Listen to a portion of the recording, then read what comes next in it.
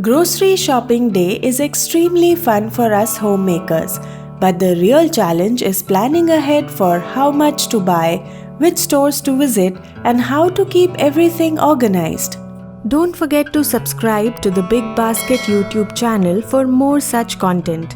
There are a few simple rules that I follow around the home that have helped me immensely. Plan your food shopping and meals around the number of people in your household. In contrast to the common steel trolleys, I like to use baskets for storing onions and potatoes.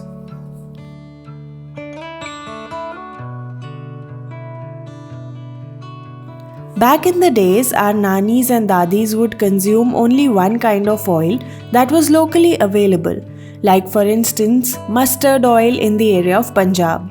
Due to the current lifestyle nowadays, it is said to try and use different kinds of oil. I store the most used ones on my counter and ghee and olive oil in the cabinet.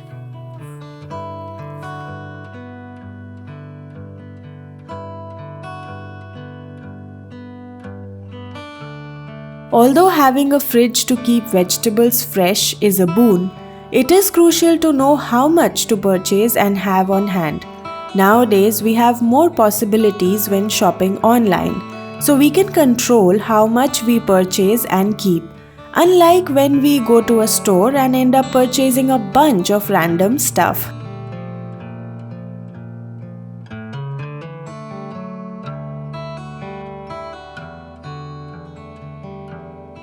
Peeling carrots, slicing off the ends, and keeping them in water is a simple approach to extend their shelf life. My nanny used to be a stickler about eating everything fresh, therefore she never saw the need to keep food in the fridge. On the other hand, I think in today's fast-paced world, clever methods of organization are also very essential.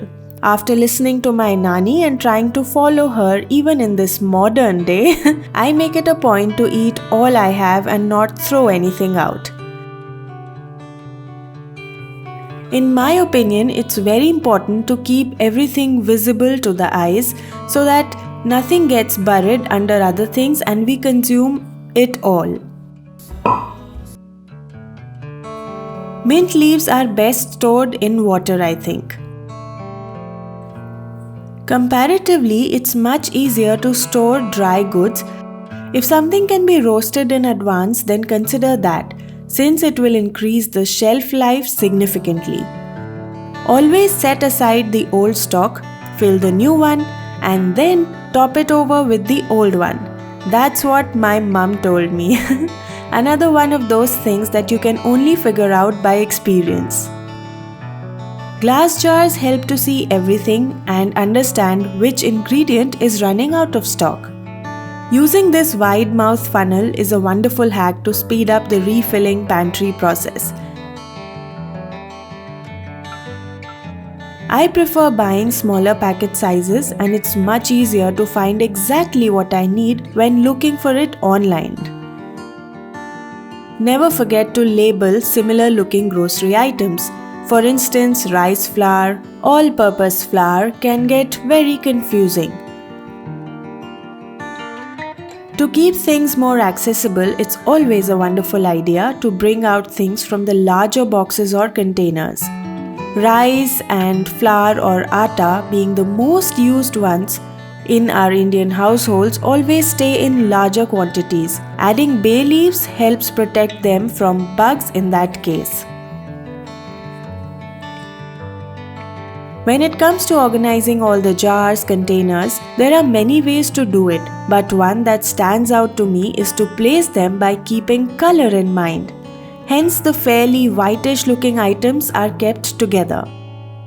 Another practical use of kitchen storage is to keep breakfast ingredients together. As an alternative, you may group goods that are similar also. For example, if your family uses a variety of flours, you can store them all together.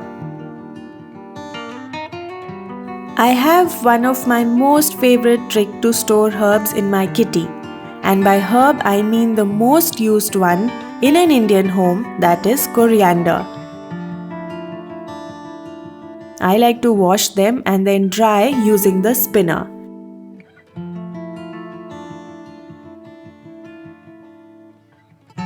After that, simply chop them and store using a tissue in the box as a lining to absorb any kind of excess moisture. Let me know if you enjoyed these simple pointers, techniques and ideas passed down from one generation to another. If you liked this video, subscribe to the BigBasket YouTube channel.